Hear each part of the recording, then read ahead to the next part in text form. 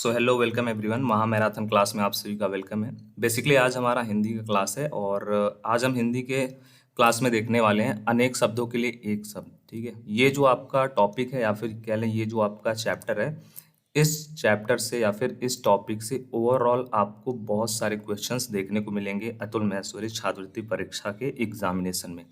ठीक है, क्योंकि इससे आपके या फिर कह लें इस सेक्शन से आपको पूछा ही जाता है, इस चैप्टर से आपको क्वेश्चन बनते ही हैं।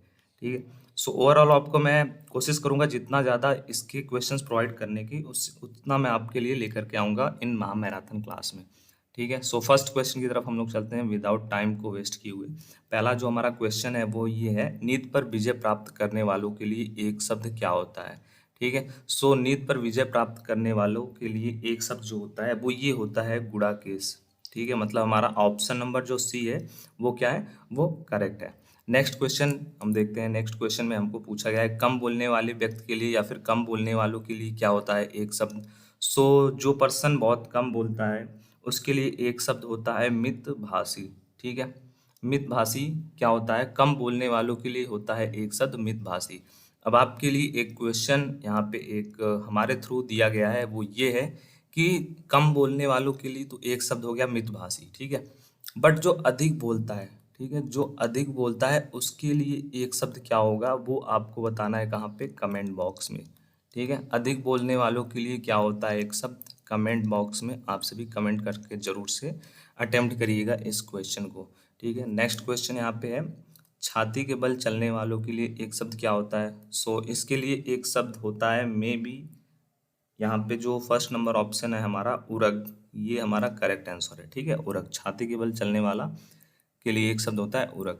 सिर से लेकर पैर तक के लिए एक शब्द, ठीक है, सिर से लेकर पैर तक, इसके लिए जो एक शब्द होता है, वन वर्ड होता है, वो होता है अजान बाहु। ठीक है, आप इसको एक बार चेक कर लेना। ठीक है, थोड़ा सा मे बी करेक्शन या फिर मिस टाइपिंग टाइप में हुआ है यहाँ पे।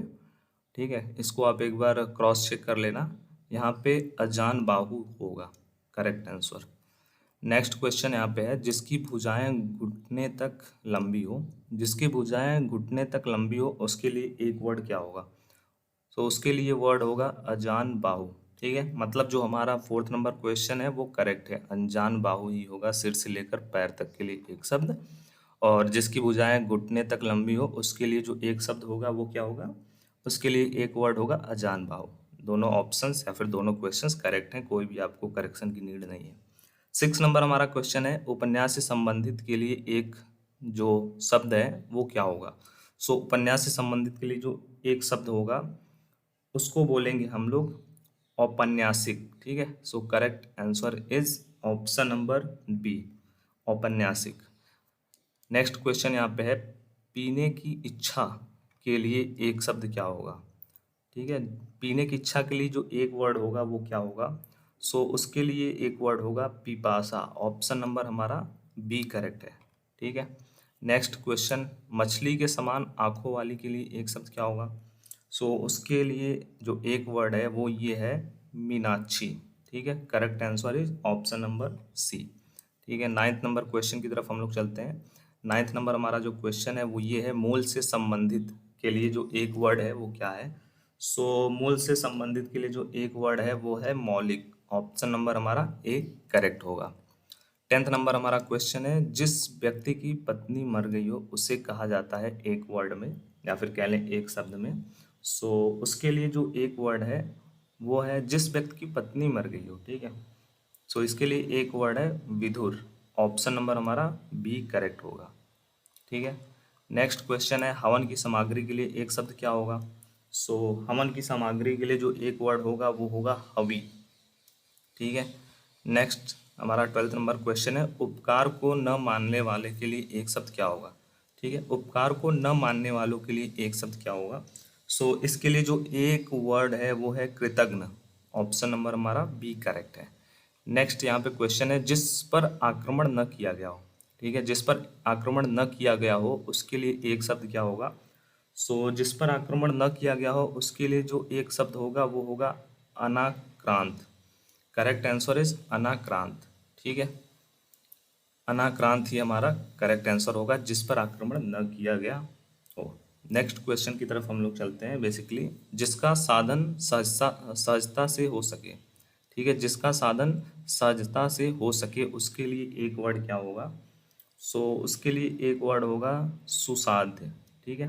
Correct answer is option number first होगा हमारा सुसाध्य। एंड नेक्स्ट क्वेश्चन है जिसके पास कुछ भी ना हो। सो जिसके पास कुछ भी ना हो उसको एक वर्ड में बोलेंगे अकिंचन। करेक्ट आंसर इज अकिंचन, ठीक है। सो इसी सीरीज में हम नेक्स्ट क्वेश्चन को देखते हैं। नेक्स्ट क्वेश्चन हमारा है बहुत दिनों तक जीने वालों के लिए क्या होगा एक वर्ड? सो इसके लिए जो एक वर्ड है बेसिकली वो है हमारा ऑप्शन नंबर ए दीर्घायु, ठीक है। जो बहुत दिनों तक जीने वाला है उसके लिए जो एक वर्ड होता है वो होता है दीर्घायु। एंड नेक्स्ट है हमारा वह नायक जो आत्मा निभान नहीं दिखाता है, ठीक है, आत्माभिमान नहीं दिखाता है, उसके लिए जो एक वर्ड है वो हमारा होता है ऑप्शन नंबर फर्स्ट धीरोदात्त। करेक्ट आंसर इज धीरोदात्त, ठीक है। एंड लास्ट में मैं आपको वो भी बताऊंगा कौन सा इसमें ज़्यादा इंपॉर्टेंट है कौन कम इंपॉर्टेंट है क्वेश्चन। सो उसके लिए भी आप सभी को थोड़ा सा वेट करना रहेगा, लास्ट में आपको वो भी मैं बता दूंगा जिस पे आपको ज़्यादा फोकस करना है। संकलन किया हुआ के लिए एक शब्द। सो संकलन किया हुआ के लिए एक शब्द होता है संकलित, ठीक है। नेक्स्ट यहाँ पे पूछा गया है 90th नंबर क्वेश्चन में सुख तथा दुख में समान रहने वालों के लिए एक वर्ड क्या होता है? सो जो भी व्यक्ति या फिर जो भी पर्सन सुख दुख में दोनों में समान रहते हैं, इक्वल रहते हैं, उनको एक वर्ड में क्या कहा जाता है? सो उनके लिए जो एक वर्ड बनाया गया है या फिर कह लें कि एक वर्ड में उनको बोलते हैं निर्लिप्त, ठीक है। मीन हमारा जो ऑप्शन नंबर बी है वो करेक्ट है, निर्लिप्त। एंड नेक्स्ट क्वेश्चन यहाँ पे हमारा रहने वाला है जिसका संकल्प या निश्चय किया गया हो, ठीक है। सो जिस चीज़ का संकल्प या निश्चय किया गया हो उसको एक वर्ड में बोलते हैं संकल्पित, ठीक है। करेक्ट आंसर इज संकल्पित। ऑप्शन नंबर हमारा सी करेक्ट होगा, ठीक है। नेक्स्ट यहाँ पे क्वेश्चन है सृजन की इच्छा के लिए एक शब्द। सो सृजन की इच्छा के लिए जो एक शब्द है वो ये है सी शिक्षा, ठीक है। Correct answer is option number B Shri शिक्षा। नेक्स्ट हमारा है हिमालय पर निवास करने वाला के लिए एक वर्ड। सो हिमालय पे निवास करने वाला के लिए एक वर्ड जो है वो है हिमवतिक। करेक्ट आंसर इज हिमवतिक, ठीक है। नेक्स्ट क्वेश्चन है मेघ की तरह गरजने वालों के लिए एक वर्ड क्या है? सो मेघ की तरह गरजने वाले के लिए एक वर्ड है मेघनाद। ऑप्शन नंबर हमारा सी करेक्ट होगा, ठीक है। नेक्स्ट क्वेश्चन है हमारा पहले जन्म लेने वाला, ठीक है। सो पहले जन्म लेने वालों के लिए जो एक शब्द है या फिर कह लें एक वर्ड है वो होता है अग्रज, ठीक है। अग्रज, पहले जन्म लेने वालों के लिए जो एक वर्ड है वो है अग्रज। नेक्स्ट क्वेश्चन यहाँ पे दिया गया है वह कवि जो तत्काल कविता करे उसके लिए क्या होगा एक वर्ड? सो वह कवि जो तत्काल कविता करता है उसके लिए एक वर्ड होता है आंसू कवि, ठीक है, उसको बोलते हैं आंसू कवि। एंड नेक्स्ट आपका क्वेश्चन है वह वस्तु जिसके आर पार न देखा जा सकता हो। इसका जो आंसर है वो आपको कमेंट बॉक्स में कमेंट करके बताना है कौन सा ऑप्शन करेक्ट होगा, अपारदर्शी, पारदर्शी, दूरदर्शी या फिर समदर्शी, ठीक है। मैं फिर से रिपीट कर दे रहा हूँ वह वस्तु जिसके आर पार न देखा जा सकता हो उसको एक वर्ड में क्या बोलेंगे? पारदर्शी या पारदर्शी या फिर और भी ऑप्शन जो दिए गए उनमें से आपको सेलेक्ट करना है, ठीक है। इंद्र पर विजय प्राप्त करने वालों के लिए एक वर्ड क्या है? सो जो इंद्र पर विजय प्राप्त करने वाला हो उसके लिए एक वर्ड होता है Indrajit. Correct answer is Indrajit, ठीक है। सो ये थे ओवरऑल आज के कुछ अनेकार्थी शब्द क्या या फिर कह लें अनेक शब्दों के लिए एक शब्द। एंड ये जो टॉपिक है ना ये इम्पोर्टेंट है एंड ये जो ओवरऑल चैप्टर है वो भी इम्पोर्टेंट है। इससे जितने भी क्वेश्चन आप सॉल्व कर सकते हो, तैयार कर सकते हो, वो आप तैयार कर लेना। आपके एग्जामिनेशन में इससे बहुत हेल्प होने वाली है, ठीक है। और नोटिफिकेशन से रिलेटेड अगर आपको इशू आ रहा है, आपको क्लास का नोटिफिकेशन नहीं मिल रहा है, सो आप चेक कर लीजिएगा आपने सब्सक्राइब करने के बाद नोटिफिकेशन को ऑल पे किया हुआ है या फिर नहीं, ठीक है। अगर आपने ये किया हुआ है तो आपको नोटिफिकेशन 100% शेयर किया जाएगा यूट्यूब की तरफ से, ठीक है। और प्लेलिस्ट को आप वॉच करना और भी जो महामैराथन क्लासेस हैं, टॉपिक वाइज चैप्टर्स हैं, इंपॉर्टेंट हैं, वो आपको पढ़ाए जा रहे हैं। तो प्लेलिस्ट में वो सब आपको देखने को मिल जाएगा। कोई डाउट है, कोई क्वेरी है तो आप कमेंट बॉक्स के थ्रू वो हमारे पास शेयर कर सकते हैं। क्लास से रिलेटेड फीडबैक भी आप शेयर कर सकते हैं। इसका जब नेक्स्ट पार्ट आएगा उसमें और भी क्वेश्चन जो और भी ज़्यादा इंटरेस्टिंग और इम्पॉर्टेंट है वो आपके साथ शेयर किया जाएगा, ठीक है।